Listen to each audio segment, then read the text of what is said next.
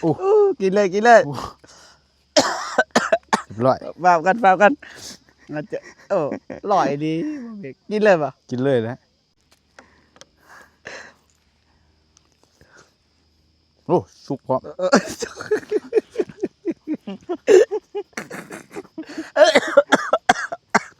สุกแล้วเด็ดควายเลยเดียว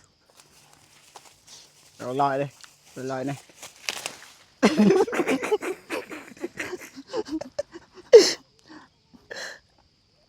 เธอ โอ้โห กินได้เลย กินได้เลย เดี๋ยวมาลองมาใจเลยต้มอยู่นี่เลยแดดมันแห้งพี่น้องมันฮอต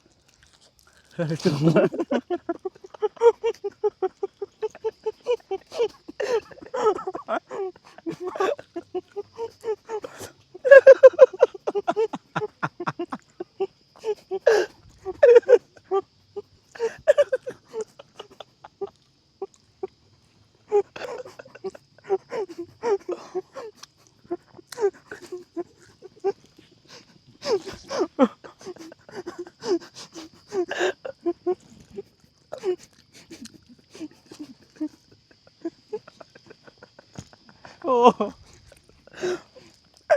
กระโปงสุกแดง โอ้โอ้ยจะท้องเลยก็โทษได้พี่น้องโอ้เนี่ย สุกเลย สุกเลย สุกย้อนแดด โอ้สุกแดด เอาให้เอื้อยเพิ่นกินป่ะ เอ้า เจ้าของกินป่ะ กินลองเบิ่งแมน มันสีซ้ำได้กินเลยสุก แล้วเนาะ มันหอน ย้อนยัง มัหลาย มาสุกมันห่อนลายสร้างเห็ดเนาะแดดนี่น่าได้ แซ่บอยู่ แซ่บเด้อเสียดายเด้อ ใจ เบิ่งก่อน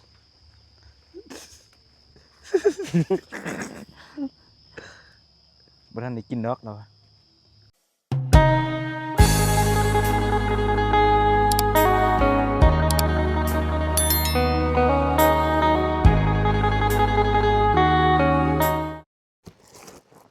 บอพี่น้องเอ้ยส่วนเบาเตียงพี่น้องหญ้ามันจะขึ้นละทางนั้นเต็มพี่น้องเอ้ยสบายดีเด้อบ่เมกเด้อ สบายดีเด้อพี่น้อง โอ้ มาเบิ่งสวนอีกก่อน ข่าวว่าหญ้าหกเสียไปประมาณ3 อาทิตย์ พี่น้องเอ้ยกราบทักทายสบายดีเด้อพี่น้องเด้อพอๆกันอีกแล้วสองเบาเจ็บพี่น้องเอ้ยเดินทางมากับบ่เมกคือเก่าพี่น้องพูด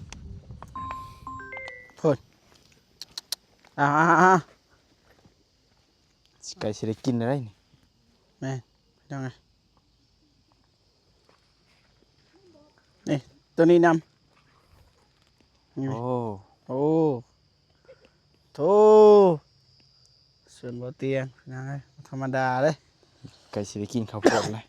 ไก่เลย ถั่วก็มี หลักเลยปะบ่เมก ฮะ หลักปะ แกเราไปจักจน แก่ได้ไหม ใช้เจ้าของใช่ บ่อยู่พุ่นอยู่สวรรค์ เจ้าของดินเจ้าของอันนี้นี่พุ่นเสียหยาพุ่นใหญ่พุ่น กำลังงอบอยู่ เอาเลยเลยบ้ามีสีแดงไงยัง มีสีแหลเนาะ สีแหล่สีหยังเอาเลย โอ้ กินเลย เรียบร้อย เปล่ากันมันจะอร่อยดีกินเลยป่ะ กินเลยนะโอ้สุกพร้อม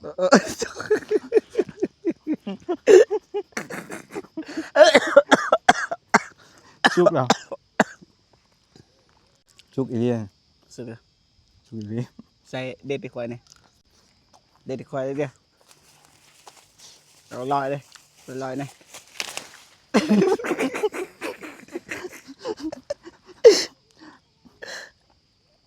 เธอ โอ้โห กินได้เลย กินได้เลย เดี๋ยวมาลองมัน มาใจเลยกินเลยวะ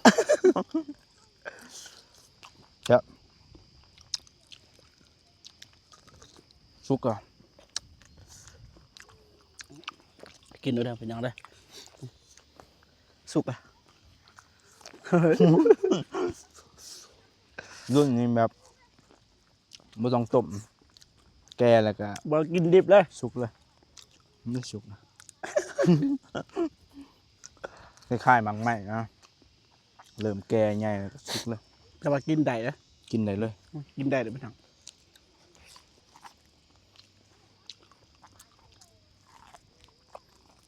เอาไปพากเจ้าของเราอีก บ้าลาหายนะ อาหารบ่ บ้า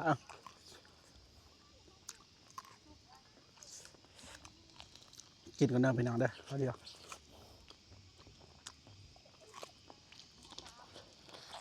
มันจะบ่ทันได้แก่ไปนะจะไปต้มก่อนแล้ว ต้มอยู่นี่เลยแดดมันแห้งพี่น้องมันฮอด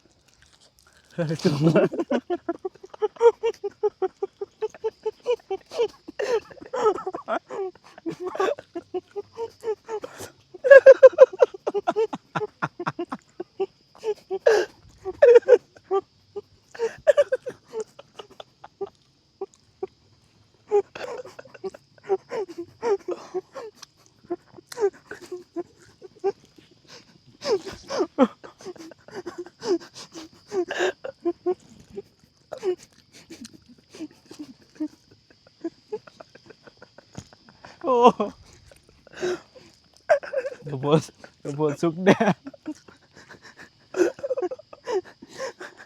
โอ้จะท้องเลยขอโทษได้พี่น้องกระโพดสุกแดง ถ้าเด้อต่างกล่องเด้อเขาเดี๋ยวเด้อมีนาเซตก่อน คิดได้ไงวะ รักไปหน่อย2 คนนะเด้อพี่น้องเด้อ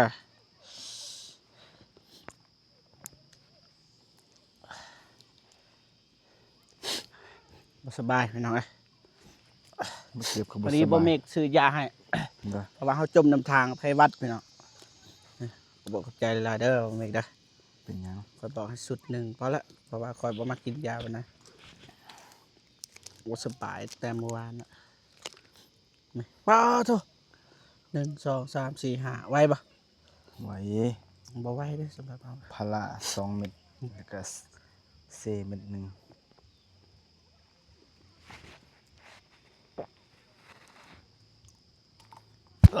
เกือบ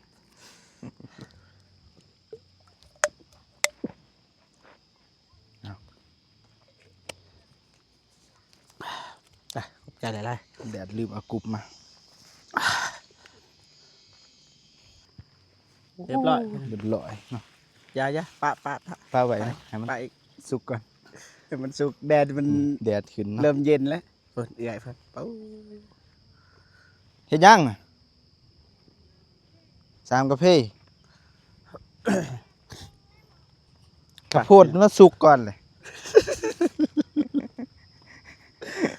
ขออนุญาตเด้อ รักข้าวโพดจะเด้อ แบบกินอันนั้นได้บ่กินเลยได้บ่เพราะว่ามันสุกเลยมันฮ้อนเด้ มันห่อนจนสุกเลย เอาลองเบิ่งบ่เมกสิลองกินเด้อเด้อเอื้อยเด้อ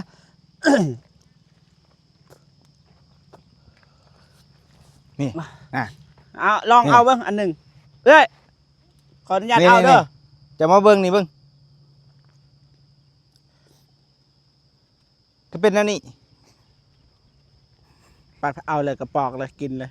เอ้ยเพิ่นเบิ่ง ข้าวโพดจะไง เอานะเด็ดนะ เอาเลยนะเด้อเอาเด้อ นี่ หักรอดโอ้โอ้ย นี่ สุกเลย สุกเลย สุกย้อนแดด โอ้สุกแดด เอาให้เอื้อยเพิ่นกินเบิ่ง เอา เจ้าของกินเบิ่ง กินลองเบิ่งแม่น มันสิซ้ำใดกินเลยเด้สุก สุกแล้วเนาะ มันหอน ย้อนยัง มัหลาย จะมาสุกมันฮ้อนหลายสร้างเห็ดเด้เนาะแดดนี่แน่ใด แซ่บอยู่ แซ่บเด้อ หวานอยู่ เฮาก็อยากกินอยู่ไปบ่เมกกกนั่น มาเบิ่งกกนี้อีก อ้าวกกนี้ก็มีบ่ ก็อ้าว ปอกให้พร้อม บอกให้พร้อม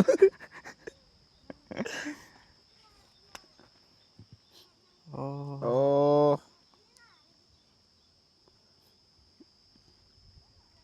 คักแล้วสิ คักเด้พี่น้อง นี่ มาเด็ดเลยหักเลยนี่ เอ้า เอาโตกินได้เลย โอ้ใหญ่คักบ่เคยเห็นเอ้ยจะลองถามเบิ่ง จะลองถาม FC เบิ่งอยู่ลาวเป็นแบบนี้อยู่ไทยสิเป็นแบบใดเอาฝากถามเบิ่งคือกันอยู่บ่ เป็นแล้ว เจ้าก็ว่านี่คือข้าวโพดอยู่ลาวนี่บ่ทันเฮ็ดอีหยังกินได้เด้ออยู่ไทยนี่กินได้บ่นะอยู่ต่างประเทศอีหยัง นี่ก็โพดอยู่ลาวเนาะ เด้อ อันนั้นอยู่เมืองไทยหันกินได้อยู่บ่ อันนี้ข้าวโพดเอื้อยเป็นแบบนี้ อันนี้ก็โพดเอื่อยเป็นแบบนี้ เด้อ ตอบคอมเมนต์เด้อพี่น้องเด้อ กินเลยบ่กินเลยบ่เฮ้อโธ่ เมื่อไหร่ต้มกินล่ะ บ่ได้ต้ม บ่ได้ต้มเด้แต่ว่าหญ้านี่เป็นแบบใดเอ้าคือว่ากินล่ะเอาได้แต่ว่ากาแฟนี่บ่ต้องถามแล้วพี่น้องเด้อ พันเอื่อยพันก็เอื่อยจังเพื่อคันมันเด็ดใส่ข้าวมือ ป้าพี่น้องหญ้า คนข้ามคนหันพันอยู่แล้ว แต่ว่ากาแฟมันงาม หกเบิดแล้วนะ กกกาแฟบ่เว้าดอกพี่น้องเบิดคำนี้ละไปนำกินไปนำเด้อพี่น้องเด้อ พร้อมอย่าพัก ป้า บ่เอาแล้วบ่มีหมองเฮ็ด ก็ กิน บงอันนี้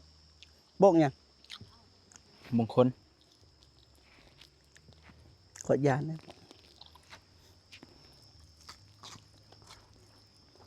กินได้เสือเสือ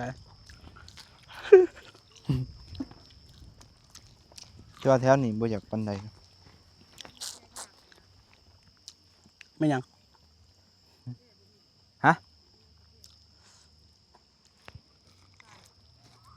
มันบ่งามนะมีแต่เปลี่ยนใส่น้ำเอื้อตัวใดบ่งามก็ซ้ำเสียเลยนั่นแหละ มันใช่เฮ้ยก็ยังเสียงามอ่ะบ่เปลี่ยนนะ หมองนี่ซานอาหารบ่อยากดีปานใด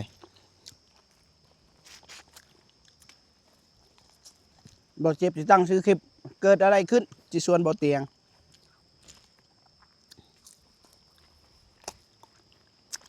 แบบว่าแปลกนะมันกินได้เลยนะพี่น้อง กระโพดพันธุ์ใหม่ใหญ่ขึ้นเป็น ใหญ่ขึ้นกินเลย ใหญ่ขึ้นและสุกเลยกินเลย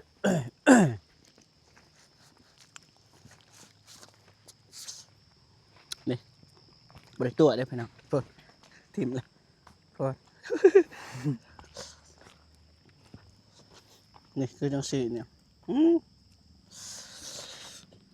จักชีวาอะไรพี่น้อง เป็นดอกแล้วปีหน้า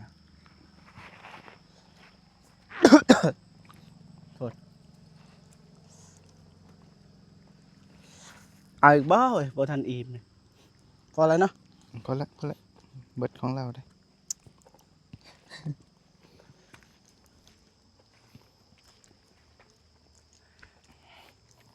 จะย่านอยู่บ่ถาม ย่าน ฮะ ย่านแต่บ่ปันใดเพราะว่าเราอยู่กับธรรมศาสตร์ โอ้ แต่น้อยละ เคยสัมผัสนะ เคยสัมผัสมาปีกอีหยัง ปีนี้ย่านอยู่บ่เคยสัมผัส บ่สบายพี่น้อง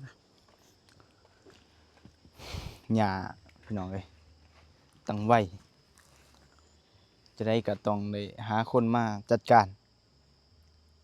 แต่กาแฟยอมรับเด้ ด้วย นี่ แต่ว่ากาแฟนี่ผ่าน นี่แต่ละ ผ่านแล้ว เบิ่งเด้อเบิ่งเด้อพี่น้องเด้อเบิ่งเด้อโอ้กกใหญ่ขึ้นเลยใหญ่โอ้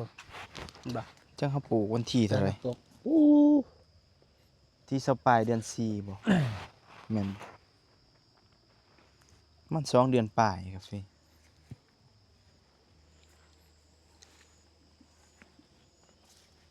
อันนี้ก็เป็นสระเก่า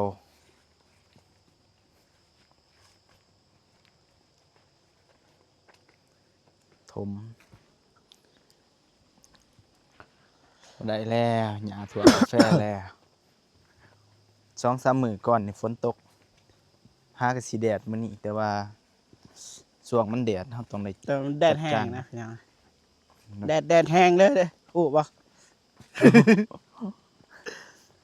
ข้าวโพดสุกแดด บ้างามเบิดนะบ่จากสีทายเลยพี่น้องมันคล้ายๆกัน มันจะมีบางกกที่บ่งามนั่นแหละคือฮู้อันละคนเฮามันก็มีคนรอคนขี้ร้ายปะปนอยู่ไปนำคือบ่เจ็บนั่นแหละ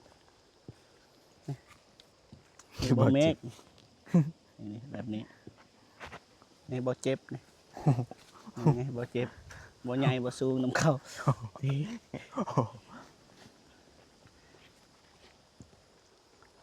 หาหมักแตงนะมีนะเอื้อยเพิ่นปลูกหมักแตง มีแล้วจะน้อย มันน่าจะใหญ่แล้วล่ะ โอ้นี่มากันนะแต่มันบ่มีบ่ทันมี แตงโม โม ขึ้นอีกแล้วอันนี้ก็ได้ ยาให้เอื้อยเพิ่นนี่ ซับเนาะ ไปซับเลย เอาไปนี่ได้ได้นี่ กินได้ได้พุ่นมันใหญ่เด้ ไปแกงมา เด้โตมาแล้ว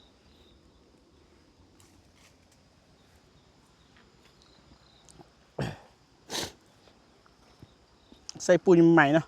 ด้วยใส่ปุ๋ยหาก็ผ่านไปประมาณ3-4 มื้อนะ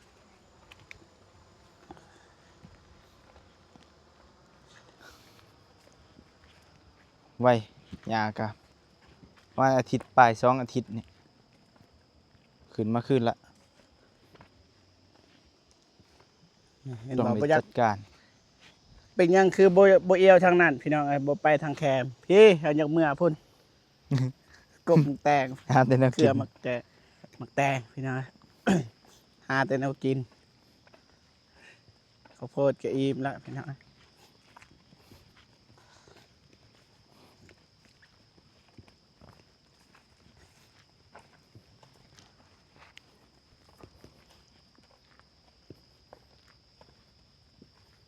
เบิดสำนีแล้วกาแฟปู๊ใหญ่ลำใหญ่เลยนะ รู้สึกว่ามันหนาเป็นพิเศษ กิ่งก้านใบ กับบางยานี่เบื้องนี้เพิ่นเห็นบ่เบื้องนั้นเสียแล้ว ปู๊รู้สึกว่า จะได้ก็ ใหญ่นะ จะได้ก็เป็นดอก ก็ แล้ว คือกาแฟคือกันกับกาแฟเจ้าแม่นบ่ ด้วยคือกัน แต่ว่าของข่อยนะมันบ่หลายนะ มีประมาณ6-700นึงไก่นั่นก็พันธุ์ผส มี ม มังแตงบ่มีไอ้เยี่ยมขอหน่อยเด้อจากมากจากใดบ่ได้ใช้ปุ๋ยบ่ดีแล้วไปสังหาร ใส่แต่ยาเบื่อแล้ว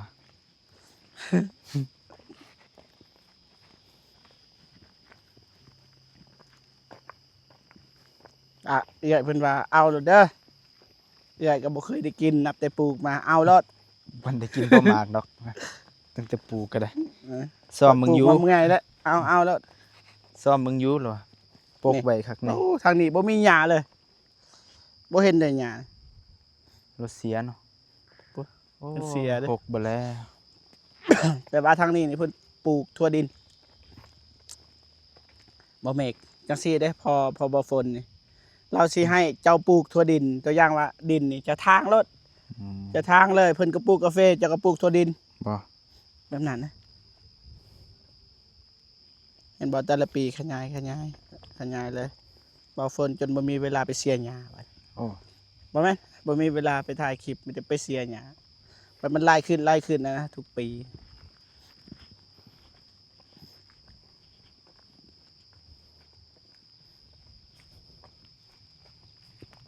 โอ้นี่แพงสุดเด้เฮาจนตกใจมื้อนั้นซื้ออันนี้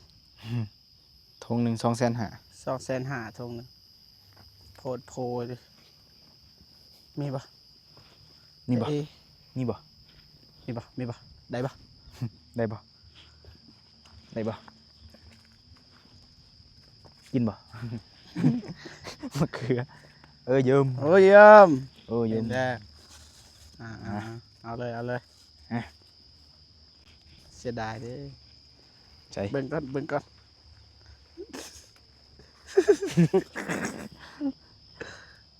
บ่ทันได้กินดอกเราอะ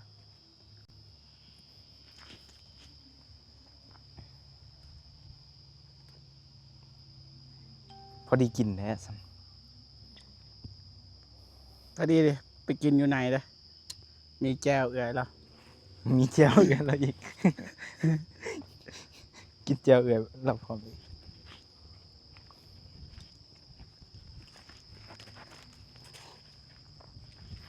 กินทั้งแก้วกินทั้งข้าวเริ่มเลยเด้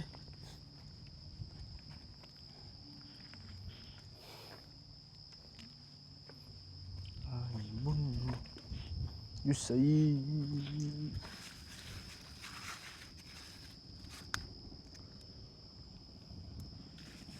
ว่าเรื่องขี้ลักนี่เซียนนะซองนี่ซองนั่น บ่มี บ่มีบ่ บ่มีกระปูบ่ค่อยเป็นปานใดติ โทษเราอีก เป็นแต่ดอก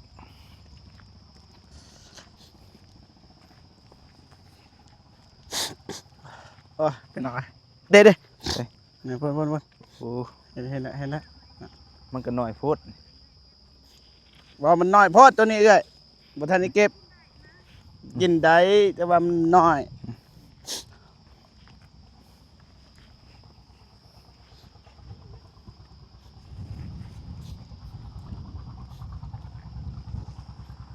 ไอ้แดงเพิ่นจัดการเบิดแล้วบ่จัก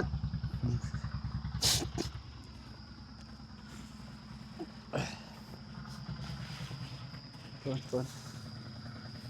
บ่มี เพิ่นเก็บแล้วตัวอยู่หั่นเอ้ย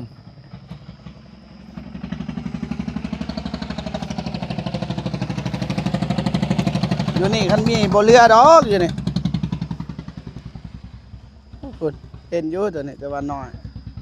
ยังน้อย โอ้ยบ่มานแหล้ว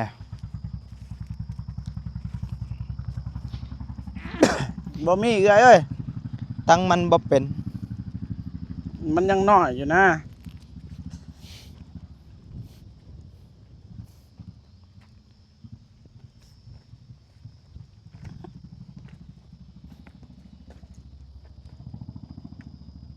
โอ้เราก็น้อยซะก็ยังปิด น้อยโพดน้อยคือว่าเจ็บนี่ เบิดเท่านั้นบ่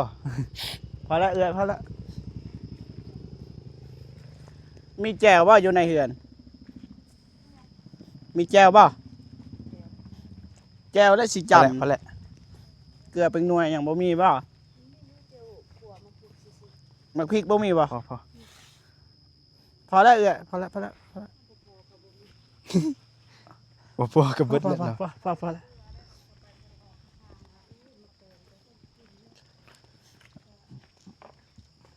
เจ้าได้กินใช่บ่เอ้ยนับแต่ปลูกมาหน่วยหนึง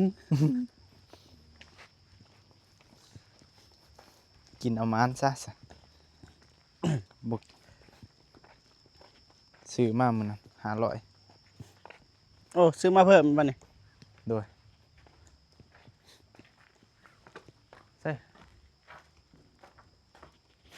บ่เพิ่นสิไข่เอง โอ้ซื้อเป๊ปซี่มาให้เราอยู่ ทดแทน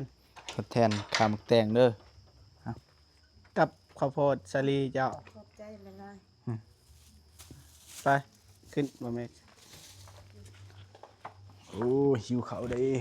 ข้าวอีกเก็บผักต้มผักกินข้าวด้วย พอได้แล้ว ได้แล้ว จะมีข้าวบ่ล่ะ มี โอ้ ยังบ่มีแค่ โอ้เด้อมีแจ่วอ่ะอยาก เจียวบ่กินขัว โอ้ใส่เอามาย่อมเบิ่ง ใช่น้ โอ้นี่ป่ะ ำน้ำใส่เด้ โอ้คักคักคักคัก น้ำ บ่มี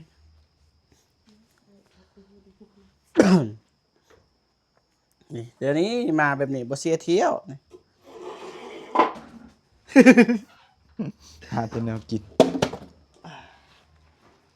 ได้อยู่เด้นี่แจ่วอันนี้ก็ได้นี่นี่แจ่วนี่ เป็น ก็ได้ ดอกแก้วเพิ่นแหละ เพิ่นก็กินเห็นบ่แม่เฒ่าอยู่หั่นนี่ นอนจนอันนี้แล้วยังกินอยู่อะ เพิ่นยังมากินได้กินได้ ทีมหน้าไม่เท่ายังกินได้อยู่หำน้อย หำน้อย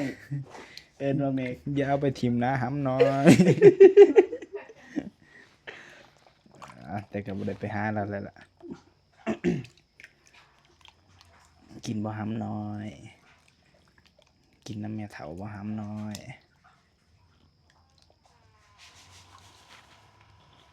เอาอันใด ปลาถึงแรกนี่มี ต้องกินน้ำกันแล้วกินไวแล้ว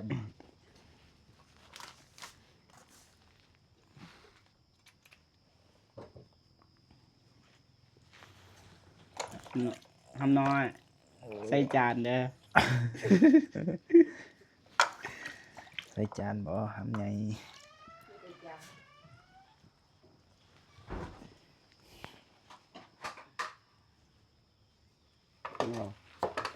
แบบนั้นหรือเปล่า นี่เออ กินน้ำกันเด้อเด้อ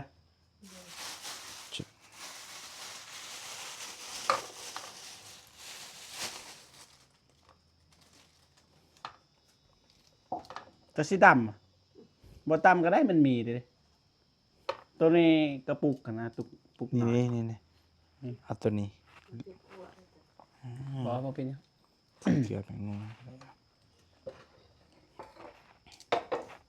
ประเด็นใส่เลยบ่บ่มี ใส่บ่ประเดี๋ยว จักสิใส่เห็นหยัง ไม่ใช่หรอกหำน้อย น้ามันเทียนะหำน้อยคนเสียดาย แจ่บป่ะ ใช่ปะ ครับ สลีดิสลีสุกเลย ทุกเลยกินทั้งข้าวโพดทั้งหมักแตง คันใส่ประเด็นบีบมะนาวใส่บ่มะนาว ตามใจนะ ใช้หรอก ใส่แล้วตามสบายเสียหยาเมื่อยยังมาหับใส่หอยเนาะพอแล้วพอแล้วพอแล้วน่าสิสมแล้ว บ่ได้ส้มบ่มี ทางนั้นแกโอ้บ่ถ่าเลยนะกรุบกรุบกรุบกรุบ โกง โกง โกงแต่นั่นนะบางอย่าง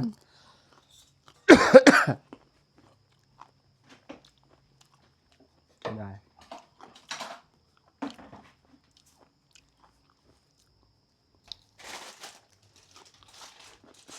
บ่ใส่เกลือใส่ปลาแดกก็ได้ ใส่หน่อยหนึงฮะ จริงจังขนาดตู้หน่อยเดียวตู้รู้สึกว่ายากเลยข้าวนำตำปลามันย่อมอันนี้ เห็ดปวกล่ะ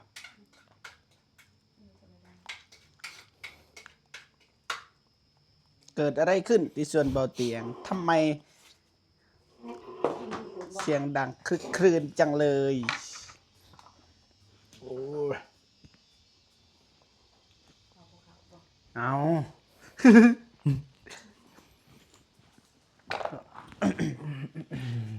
โอ้โอ้โอ้โอ้อย่านอกกระไตเลยนะ แต่เลยเขามาเก็บค่าไฟอยู่บ่เอ่ย ฮะ นะเกี่ยวกันได้เลยเด้อ คือว่า3 เดือน มีตัวเหียดเขามาถามให้เสียค่าไฟก็เจ้าของไม่ได้เองเลยเสียหน่อยตอนนี้เรียกว่าเอื้อยเสีย เจ้าอะไรเสีย เจ้าอยู่หายอะไร ถ้ามันเก็บก็มีใบบินเห็นไหมมีบริบินใบบิน มาพี่น้องเลย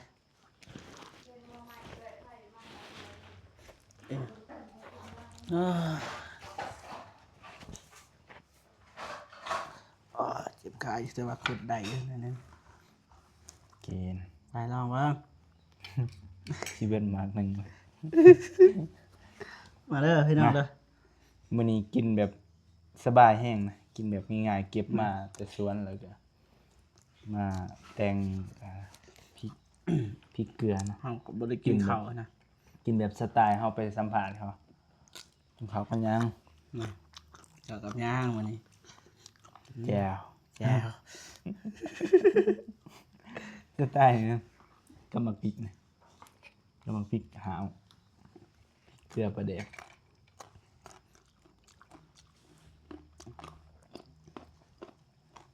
ยุ่มกินกันเลยเขาแรงเลยได้นี่มันบ่ ปก มา ติ เข้าได้ครับ ลายกับเขาบ่หมดตัวอื่นลายก็หมด ขออนุญาตได้อไอ้แดงเด้อกินข้าวข้าวที่เบิดสอบประจักษ์ทั้งหลายบ่เขาเข้าอะ ยังลายอยู่เมื่อไหร่กินข้าวเด้อ เออ พี่ไอ้ ได้เจ้าเปื่อย อ่ะ บ่ทันนะกินจัก แซ่บกูซื้ออยู่หานอยู่บักแตง มันสดจ้ะ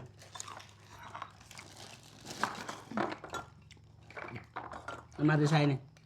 ซื้อ น้ำใหม่เลย เอื้อยไผเอามาให้ลูกหลานมาส่งมาอาบน้ำ เนี่ยน้ำใหม่ นี่สิ นั่นแหละน้ำใหม่เขาย่างไปจะเห็นน้ำใหม่นะฮะแม่ ที่นี่น้อย ว่ามีไว้น้ำใหม่ ไม่ได้แหนงมัน นั่นน่ะนอกมันออกมาตัวกระจายเป็นอย่าง ตอนนี้ อันหนึ่ง ซับมันแหละ หันบ่ บ่คอยหวาน ก็ไม่วานนั่นแหละมือฉีดยาบ่ใหม่ฉีดยาคืนนี้ กินบ่ได้จ้ะสิขึ้นนี่ฮะปะจ้ะ ได้อยู่ ล้างเอา ล้างเอา นอกอีสังแถวหัวคอยเสียบ่ได้เอื้อยเสียบ่ได้แต่เอื้อยเสียได้หันเอื้อยก็เสียไปเลยฮอดปลาหมึกอึเบื้องนี้เอื้อยเสียบ่ได้6อีหลีบ่เอื้อยปากบ่ใหม่ไปฉีดยาให้กิน จังสิซะเลยกินก่อน กินมาไม่กินมา กินเลย บ่อยากนะระวัง อยากกิน ได้กินซีนพุ่นละ อยากกินแก้วอ่ะ ก็เจอมื้อนี้จะเจอวันนี้มันเกี่ยวกับ บอกเขาหมักเอาเวลากินแตงมันดังแบบมันกรอบกว่า สำหรับมันเอามาให้หมกมา คักเลยจะเห็ดแก้วเลยให้สอนสูตรเนี่ยสูตรแก้วเนี่ย ใบเดียว ไอรีเนี่ยยังบ่มีของกินกินได้เลยแก้วแบบนี้มันสดแหน่นะ กับหน่อไม้กับหน่อไม้เข้ากันดี กินแต่แจ่ว กินข้าวกับย่างมันนี่ มีแต่แจ่ว บ่ได้ไปใช้ว่ามันนี่ พักผ่อนพักผ่อนมัน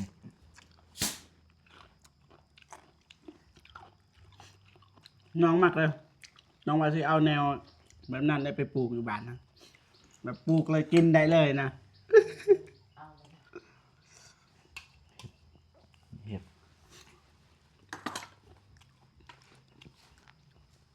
เฮ็ดไปแล้วบ่เจ็บบ่แม่น คลิปนี้ผ่อนคลายเด้อพี่น้อง อย่าซีเรียสเด้อพี่น้องนะ บ่าบ่แต่ว่าตามสไตล์อะนะแบบเฮา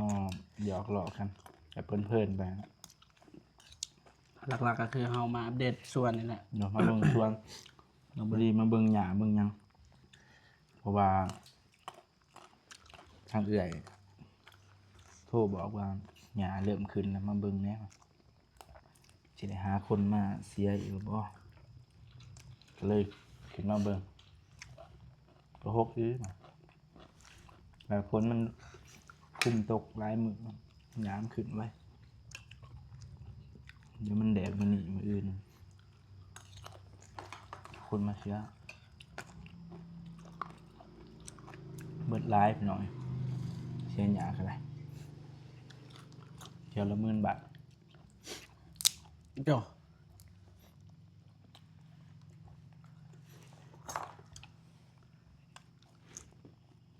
ดังนะอืมกรอบ ก็บอลคือแข็ง ก็ บ่หนักปู ไปซื้อน้ำซานีเหรอบอกแม่ซานีการะตูนเอาไปเลี้ยง มีปะแบบว่าคนยำแล้วมันบ่ดังมีปะ ดีๆหรอกกระดังมันไปย่างกระดัง มันกรอบนะปกติ ครับ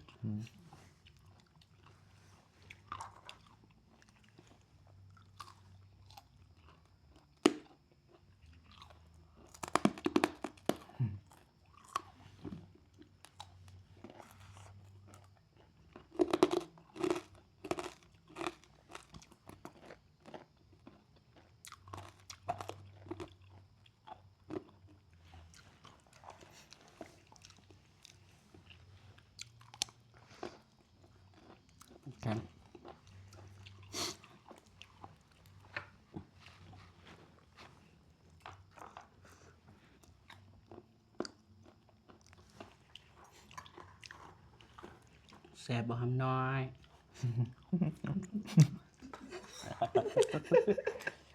แซ่บว่าห้ำน้อย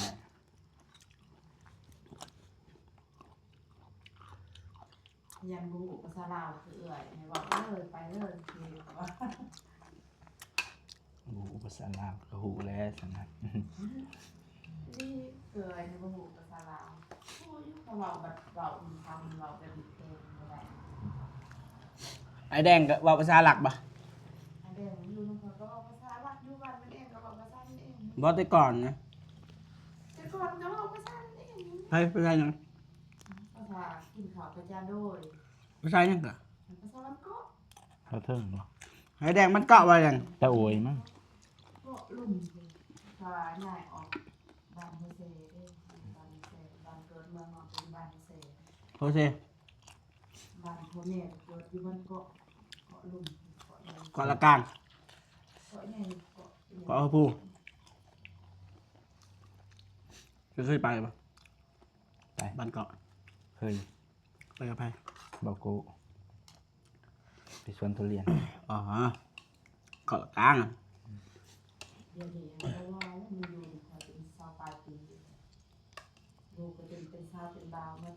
ยังมันซองกับเป็นชาวเป็นดาวลูกมีไปนะ รู้เอื่อยปะ เพิ่นว่าอันนั้นก็แนวเพิ่นดูนำคอยชาวปลายปีเลยจนมันจะเริ่มประสาทมันเอเด ก็ได้เมื่อเลย ก็เมื่อเขาเที่ยวไม่เมื่อกะบ่ได้อยู่ดนดอก บ่ยามมันคือเนาะ ประมาณเป็นเท่าเป็นโอเลยซั่น คักเว้ยแจ๋วเตะ3 บาทก็บ่ออกเลย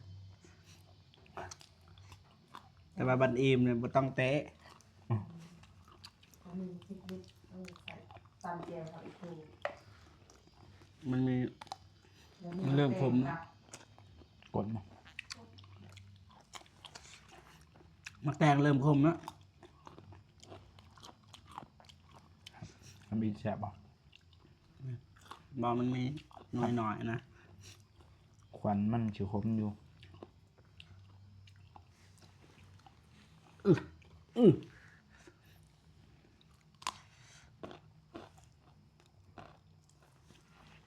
มาเร็วพี่น้องนะ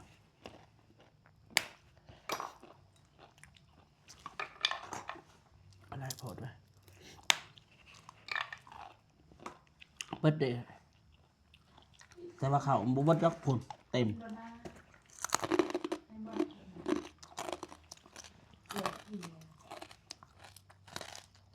ตอนที่จะมามันกาแล้วกินข้าวพอ จากวิวเลยจิบละ น้อยหนึ่ง ลองหน่อย เด้อสองกำลัง ตั้ ตั้ ง ง ไม้ ไม้ฝากเด้อพี่น้องเนาะซอยดันให้เนี่ยเพราะว่าเวลาก็ยังหลายอยู่กว่าสิผ่านก็หลายเติบด้วยครับผู้ติดตามก็ ผ่านเถอะเนาะ 3,000 ปลายเนาะหรือ 4,000 ปลาย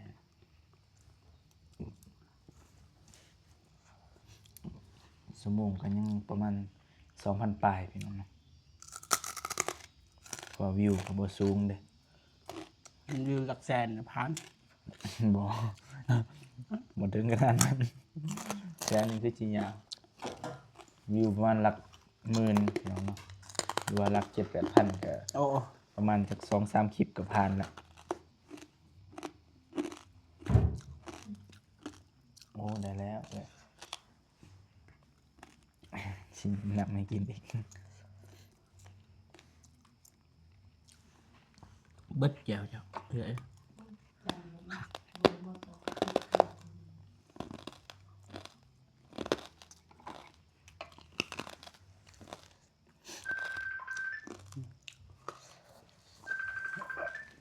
หยุดคลิปก่อน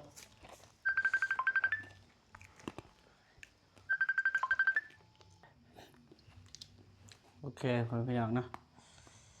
มาเบิ่งสวนมื้อนี้พี่น้องแต่สุดท้ายพี่ละสร้างภาระให้เอื้อยคือเก่าไปกินข้าวโพดเอื้อยมักแตงแล้วก็ข้าวหนามตำปลา